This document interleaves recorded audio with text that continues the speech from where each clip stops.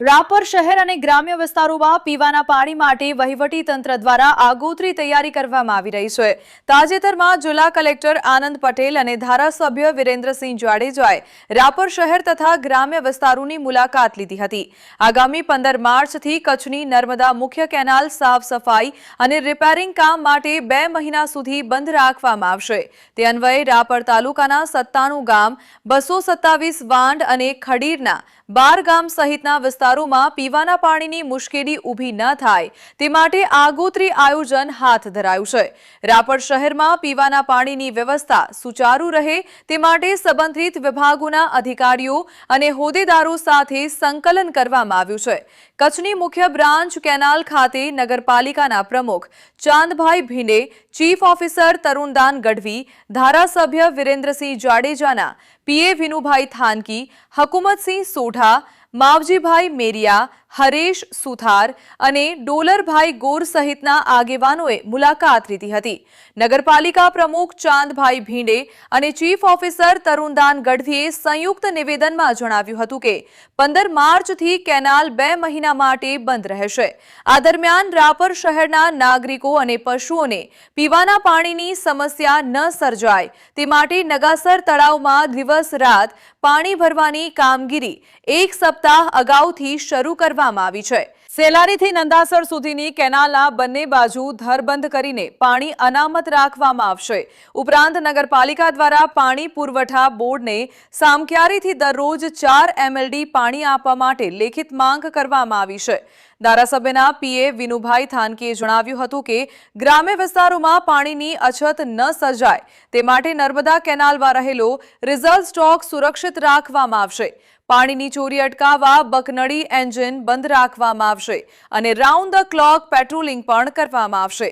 આમ આગામી દિવસોમાં કેનાલ બંધ રહેશે ત્યારે પણ પીવાના પાણીની સમસ્યા ન ઊભી થાય તે માટે તંત્ર દ્વારા આગોતરી અને સુવ્યવસ્થિત તૈયારી પૂર્ણ કરી દેવામાં આવી છે। કચ્છની મેઇન કેનાલ તારીખ 15/3 થી 2 માસ સુધી રિપેરિંગ માટે બંધ થવાની છે। આ અનુસંધાને માનનીય ધારાસભ્યશ્રી તથા કચ્છ જિલ્લા કલેક્ટરશ્રીની તારીખ 13 તારીખની અત્રેની મુલાકાત અન્વયે મળેલી સૂચના અને માર્ગદર્શન મુજબ આ કેનાલની અંદર બંને બાજુથી ગેટવાલ બંધ કરી અને કેનાલમાં પાણી રિઝર્વ રાખવામાં આવશે।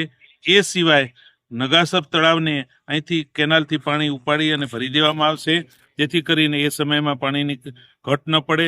વધુમાં પાણી પુરવઠા પાસે પણ પ્રતિદિન 4 MLD પાણીની આપણે માગણી કરી છે, જેથી 2 માસ સુધી રાપર શહેરને કોઈ પણ જાતની પાણીની તકલીફ ન થાય એ માટેનું આગોતરું આયોજન કરવામાં આવ્યું છે। એ સમય દરમિયાન કેનાલ ઉપર સતત પેટ્રોલિંગ કરી અને પાણીનો ગેરકાયદેસર અથવા કાયદેસર થતો ઉપાડ એને પણ રોકવામાં આવશે, જેથી કરીને એ પાણીનો પીવાના પાણી માટે રાપરના શહેરીજનો માટે ઉપયોગ થઈ શકે અને આ સમય દરમિયાન કોઈને તકલીફ ન પડે એવું આગોતરું આયોજન કરવામાં આવેલું છે। તારીખ 15/3 થી નર્મદા કેનાલ જ્યારે બંધ થવાની છે મેન્ટેનન્સ માટે, ત્યારે ધારાસભ્ય શ્રી વિરેન્દ્રસિંહજી જાડેજા તેમજ કચ્છ કલેક્ટર આનંદ પટેલ સાહેબના સૂચન દ્વારા આગામી કેનાલ બંધ રહે ત્યારે નગાસર તળાવમાં સ્ટોરેજ કરવામાં આવી રહ્યું છે, તેમજ જે કેનાલના 2 ધાર છે તે બંધ કરીને તેની વચ્ચે પાણીનું સ્ટોરેજ કરવામાં આવશે, જેથી કરીને રાપરની 40,000ની વસ્તી અને 80,000 જેટલું પશુધનને પીવાનું પાણી મળી રહે।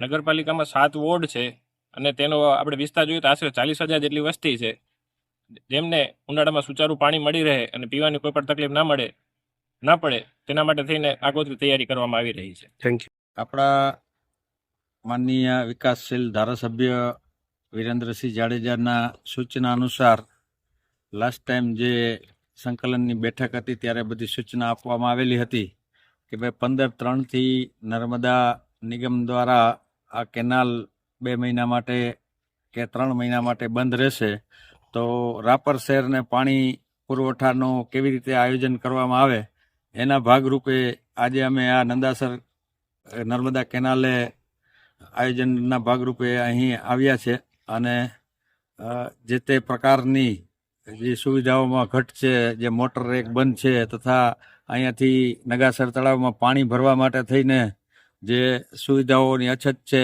એ સુરાચું કરી અને આપણું નગાસર તળાવ પહેલાં ભરવાનું છે.